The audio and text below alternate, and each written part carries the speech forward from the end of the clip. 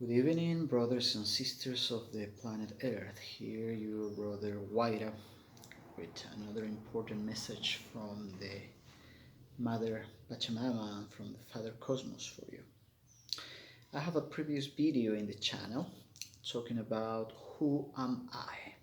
The traditional question, the philosophical, huge question about what are we at the end, where I try to explain that actually we are nothing, but at the same time we are everything.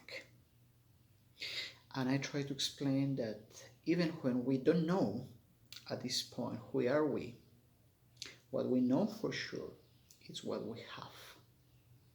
That divinity gave us four beautiful tools. We are spiritual beings, experience this short time that we call life as energy. We are infinite. We've never been created. We will never be destroyed, but we constantly change. And in order to experience this short time that we call life, could be no more than 120 years approximately, we've been given with four things to perceive this time, this space, and this dimension. Our bodies, our logical mind, our emotional mind, and the energy itself. Beautiful tools. How do you manage these gifts? At this point of your life, you consider them presents or you consider them punishment? Do you manage them? Do you control them? Or they control you? And that's the message today. Your body. Without body, we can do nothing. We couldn't move. It's a container. But at the same time, it's a sacred container. It's a temple. How do you treat your temple? Do you eat what you should eat? Let me try a different question. Would you eat venom? Will you eat something that you know that it's causing you problems or is going to cause you problems in the future? What's the body at the end? It's an accumulation of what you eat. You are what you eat, says a statement. But in science, it's real. Because whatever you put in your mouth, through the digestion, you make it smaller and smaller pieces, and eventually what you don't excrete becomes you. So you are an accumulation of what you eat. What a magical thing. But why do you eat venom? Why do you eat what you know is bad for you? It's because you have no freedom at this point of your life. You are actually a slave of your body, of your mind, of your emotions. Same thing with the mind. Can you control your mind? Do you control your thoughts? And it's a very simple question. Let's try. Stop right now all your thoughts. Does it work? Tell me what you are going to think in 5 minutes. So the question is, do you control your thoughts or your thoughts controls you? Thoughts is accumulation of data. It's what we learn from all the time we've been living, and even earlier, because great fathers and mothers pass the information and data through the DNA. Do you control your thoughts? According with the people who study that, 60,000 thoughts every single day. 90% of them repeat and repeat every single day of our lives. 80% bad. We are angry because what happened in the past. We are taking our thoughts because a partner that left us 20 years ago, because a discussion I had with my mother when I was 6 years old, because my brother, my sister, my neighbor, someone I don't know in the street insulted me just because I want. But I am still thinking about it. Why should I do? Why that happened? Why life is like this? Or we take that energy and thoughts and we project the future. What happens if I lost my job? What happened if my partner left me? What happened if my children are leaving the house? Let's be honest and just think consciously with awareness. What happened if you lost your job? What's the worst thing that's going to happen? What happened if your partner left you? What happened?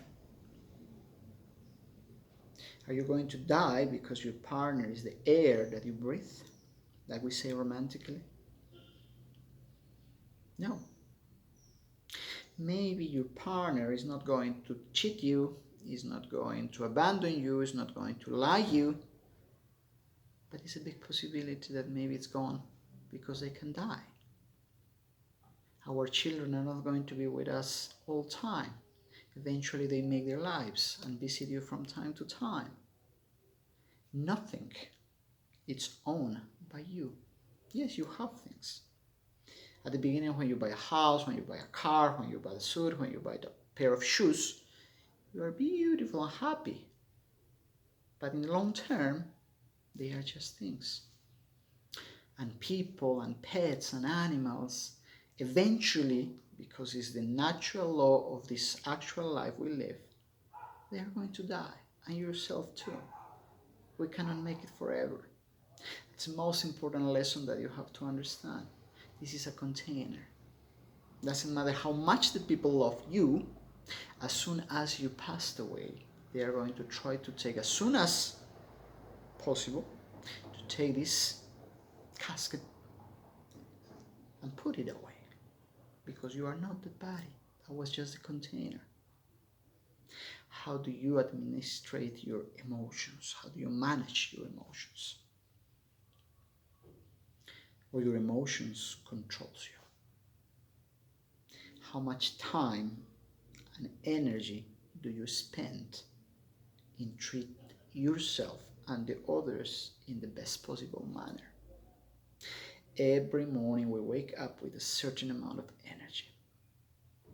How much time of that energy, how much amount of that energy in certain time do you spend looking TV, social media, thinking about the future president? Why do you discuss with your husband, with your wife, with your friends, telling that politician is an amazing guy, I love him, I support him? Even if you steal, probably you're not going to tell me the truth. So how do you stand up for another one that you don't even know that he or she didn't even care about you? Why do you care about them? Why do you care about the weather? What do you care about the economy? What do you care about? Horrible and beautiful things happens every single day.